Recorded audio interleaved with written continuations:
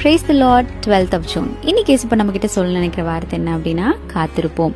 நாம் காணாததை நம்பினோம் ஆகில் அது வருகிறதற்கு பொறுமையோட காத்திருப்போம்னு சொல்லி ரோமர்ல சொல்லப்பட்டிருக்கிறது.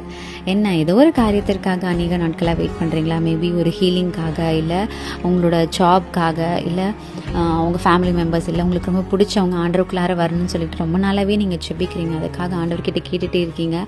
ஆனாலுமே இதை குறித்து ஒரு அறிகுறியுமே இது நடக்குமா அப்படிங்கிற அளவுக்கு உங்களுக்கு ரொம்பவே சந்தேகமாக இருக்குது. ஆண்டவர் வந்துட்டு இதை நடத்த மாட்டார் போல் அப்படின்ற ஒரு டவுட்டே உங்களுக்கு வந்திருக்கலாம். ஸோ நம்ம பார்க்காத ஒரு விஷயத்துக்காக அதை நம்பிட்டு ஆண்டவர் எனக்கு கண்டிப்பாகவே இது செய்வார்னு சொல்லி நம்பிட்டு இருக்கோம் அப்படின்னா அதற்காக நம்ம எப்படி காத்திருக்கணுமா? ரொம்பவே பொறுமையோடு காத்திருக்கணுமா? ஸோ அதுதான் இந்த வசனத்தில் சொல்லப்பட்டிருக்கிறது. ஸோ ஃபார் எக்ஸாம்பிள், இன்னைக்கு ஒரு விதை விதைக்கிறோம் அப்படின்னா கண்டிப்பாகவே இது நாளைக்கு மரமாக வளர்ந்து நமக்கு கனி கொடுக்காது. It will take time, right? ஆனால் அந்த விதை கண்டிப்பாகவே ஒரு நாள் ஒரு மரமாக வளரும், நமக்கு கனி தரும்னு சொல்லி நம்ம நம்பி தானே அந்த விதையை விதைக்கிறோம்.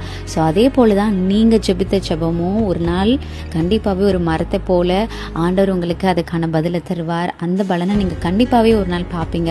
நீங்கள் விதைத்த அந்த ஜெபத்தின் விதை கண்டிப்பாகவே ஒரு நாள் ஆண்டவர் அதற்கு பலன் தருவார். ஸோ ஒரு நாள் சோர்ந்து போகாதீங்க.